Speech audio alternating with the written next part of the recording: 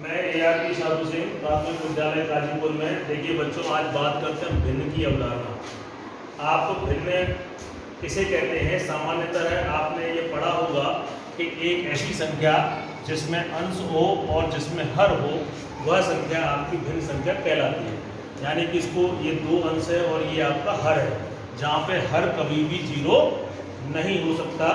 और अंश और हर वाली यानी कि 2/5 को आप भिन्न कहते हैं, ये आपने पढ़ा। लेकिन मेरा उद्देश्य आपको इस भिन्न को प्रैक्टिकल चीज़ से जोड़ने से है। देखिए, भिन्न सारी ऐसी संख्याएं कहलाती हैं जो अधूरी होती हैं, पूरी नहीं होती। जैसे आधा है, पौना है, सवा है, ढाई है, 3.5 है। इस तरह की जितनी भी संख्याएं हैं अधूरी, उन्हें हम भिन्न कहते हैं। और जैसे उसमें पूरी संख्या और अधूरी संख्या हो तो उसे हम मिश्रित भिन्न कहते हैं। जैसे कि 2 सही 1/2, तो ये मिश्रित भिन्न है, क्योंकि 2 तो इसमें पूरी है और आधा उसका आधा यानी 2.5 है। इसको हम कहेंगे पूरी को मिश्रित भिन्न। अब देखिए, इसका ये भिन्न तो आपने पढ़ लिया, लेकिन इसका आपको अर्थ समझ में आना चाहिए। देखिए, इसका अर्थ क्या होता है? 2 तो पूरी है ना, और 2 के बाद जो भी अगली संख्या है यानी कि तीसरी संख्या है, उसका आधा। जैसे मैं उदाहरण के तौर पर आपको ये कहूँगा, आपके पास 3 थैले हैं। कितने? 3 थैले, और तीनों थैलों में 4-4 गेंद रखी है। 3 थैलों में, समझो पहले, 3 थैलों में 4-4 गेंद रखी है। अब मैं आपसे कह रहा हूं मुझे 2.5 थैले की गेंदें निकाल के दे दो। 2.5 थैले, तो आप मुझे कितनी गेंद निकाल के देंगे? 3 थैले हैं, तीनों में 4-4 गेंद है ना। मैं 2.5 कह रहा हूं, 2.5 थैले की गेंद निकाल दो। तो एक थैले में कितनी है? 4 तो वो हो गई। दूसरे थैले में कितनी है? 4, 8 हो गई।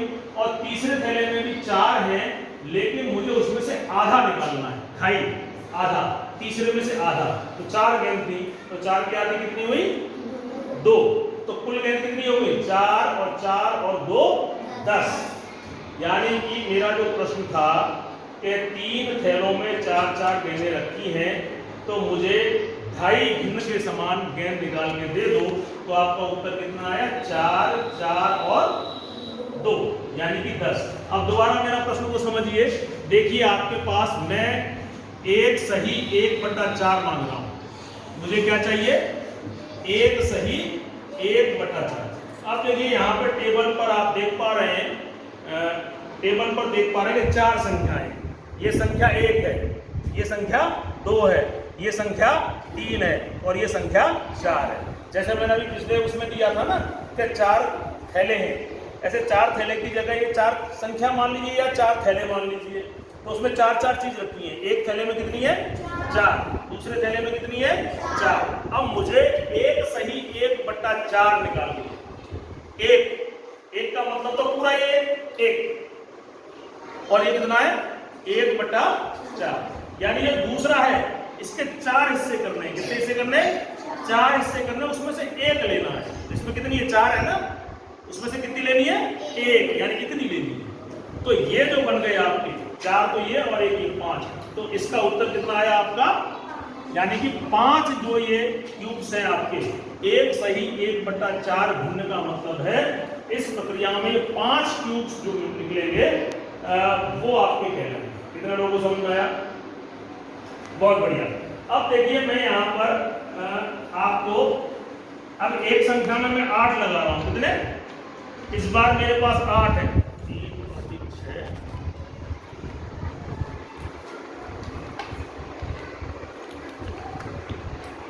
अब ये मैंने 8 रख दिए। कितने?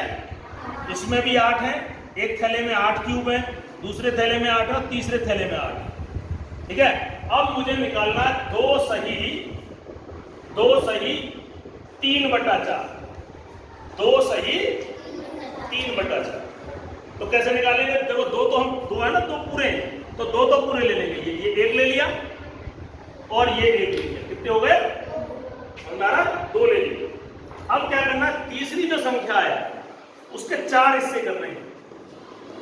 जितने भी बचे उसके 4 हिस्से करने हैं, और उसमें से 3 हिस्से ले लेने हैं। कितने ले लेने? तो देखिए, ये मैं 4 हिस्से कर रहा हूं उसके। 1 हिस्सा, 2 हिस्सा, 3 हिस्सा और ये 4 हिस्से।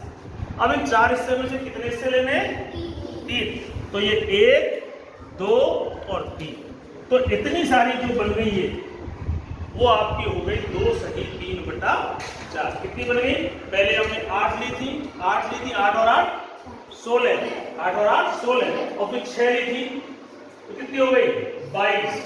तो ये 22 होनी चाहिए। देखो कितने हम 1 2 3 4 5 6 7 8 9 10 11 12 13 14 15 16 17 18 19 20 21 और 22। तालियां बजाइए अपने लिए।